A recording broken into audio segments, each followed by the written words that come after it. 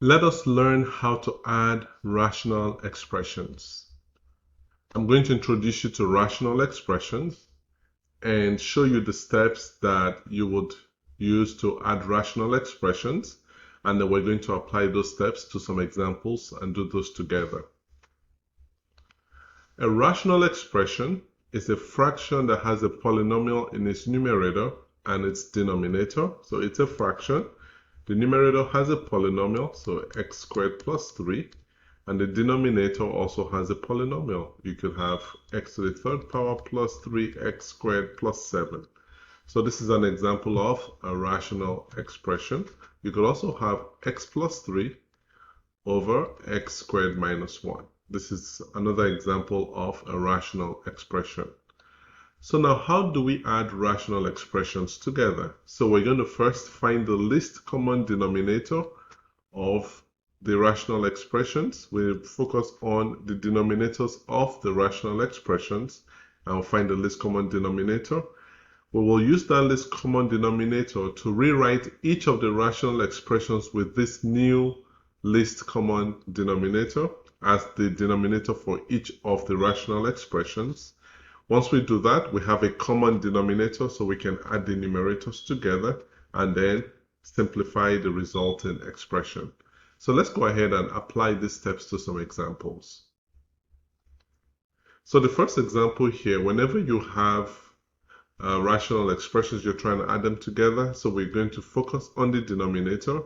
So what I'm going to do here is I'm going to factor each of these denominators. So x squared minus 16 is going to be x minus 4 to the power of 1, x plus 4 to the power of 1, and then x squared plus 8x plus 16. This is going to be the same as x plus 4 to the power of 2. So your least common denominator is now going to be x plus 4 to the power of 2 multiplied by x minus 4. So that's what we're going to have here. So we're going to now rewrite each of these expressions, each of these rational expressions, to have this least common denominator. So what I'm going to first do is I'm going to rewrite each of the denominators in terms of their factors, replace this with their factors. So this is going to be 4 over x minus 4 multiplied by x plus 4. And then plus 5 over x plus 4 squared. So now we can easily divide to create the new fraction. So we're going to divide this denominator by the least common denominator. So if you divide this LCD by x minus 4x plus 4, you can see here that for us to make this least common denominator and this denominator the same, we're just going to multiply by x plus 4 because this is x plus 4 to the power of 1.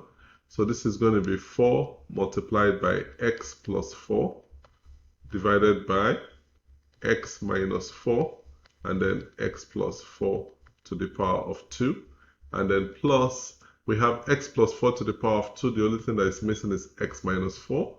So this is 5 multiplied by x minus 4 divided by x plus 4 squared multiplied by x minus 4.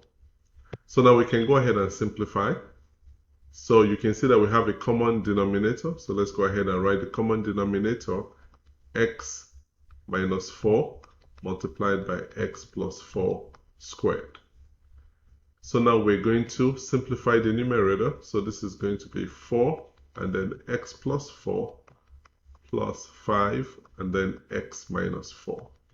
So this is going to give us 4x plus 16 plus 5x minus 20 divided by x minus 4 and then x plus 4 squared.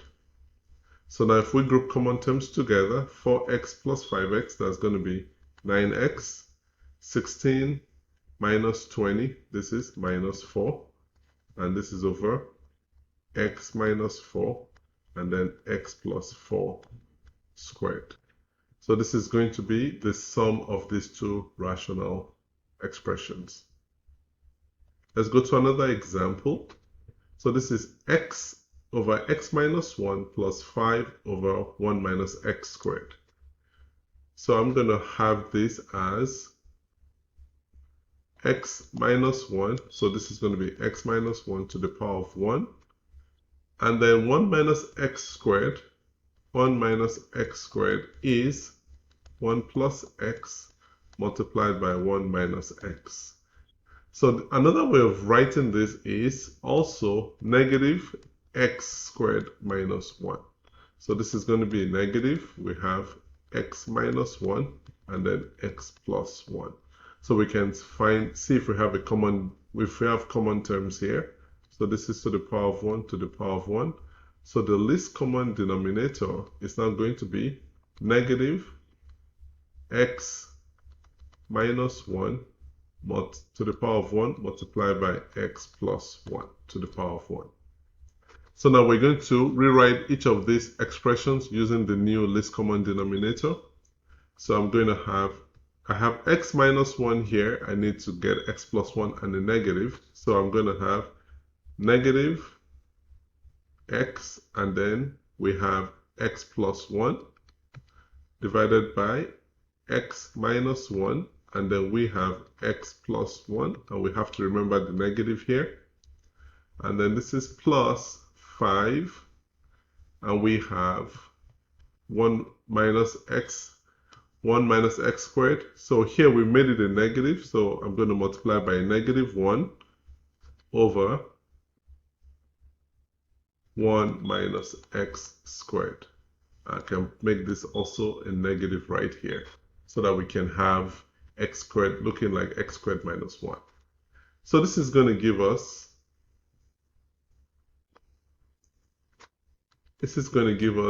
negative x squared minus x.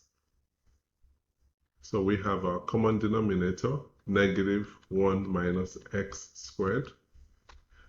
So we have negative x squared minus x and then minus 5. So this is going to give us negative x squared minus x minus 5 divided by negative 1 minus x squared. So we can rewrite this so we can factor out the negative. So this is going to give us negative, and we have x squared plus x plus 5 over negative 1 minus x squared. So now we can cancel out the negatives, and we have x squared plus x plus 5 over 1 minus x squared. The final example we have here is 2x over x squared minus 4 plus x plus 1 over x squared minus x minus 2. So what I'm going to do here is x squared minus 4 is the same as x plus 2 to the power of 1 multiplied by x minus 2 to the power of 1. X squared minus x minus 2, this is going to be the same as x minus 2 multiplied by x plus 1. So now that we have this, we're going to find our least common denominator is going to be, we have x minus 2 to the power of 1. We're going to have x plus 1 to the power of 1. And then we're going to have x plus 2 to the power of 1. So what I'm going to now do is I'm going to rewrite each of these expressions so that we're using the factors instead of just the quadratic here. So this is going to be 2x over x plus 2 multiplied by x minus 2 plus x plus 1 over x minus 2 multiplied by x plus 1. So we're going to now rewrite each of these so we use this least common denominator. So I'm going to have 2x, I have x plus 2, x minus 2, the only thing missing there is x plus 1. So this is going to be x plus 1 over x plus 2, x minus 2, and then x plus 1.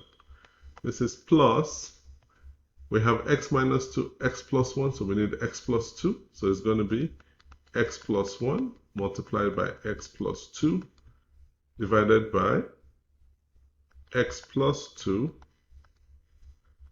x minus 2, and then x plus 1. So now let's go ahead and simplify all of this. So we're going to have 2x squared plus 2x, and then here we're going to have plus x squared plus x plus 2x plus 2 divided by x minus 2, x plus 1, x plus 2. So let's go ahead and simplify. So this is going to be 3x squared, 2x plus x plus 2x, that is going to be plus 5x plus 2. And then this is over x minus 2, x plus 1, and then x plus 2. So let's see if we can actually factor the numerator. So let's go over here and try to factor it. So we have 3x squared plus 5x plus 2. Let me take this 3 and bring it over here. I have x squared plus, actually that would be x squared plus 5x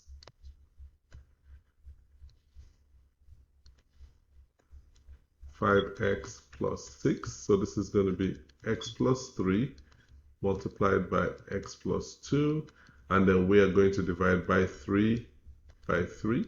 So this is going to give us x plus 1 multiplied by 3x plus 2 divided by x minus 2, x plus 1, and then x plus 2. So that we can cross out the common terms, cross these common terms out, and we have 3x plus 2 over x minus 2 multiplied by x plus 2. And if you want to go one more level down, you can actually say this is the same as 3x plus 2 over x squared minus 4.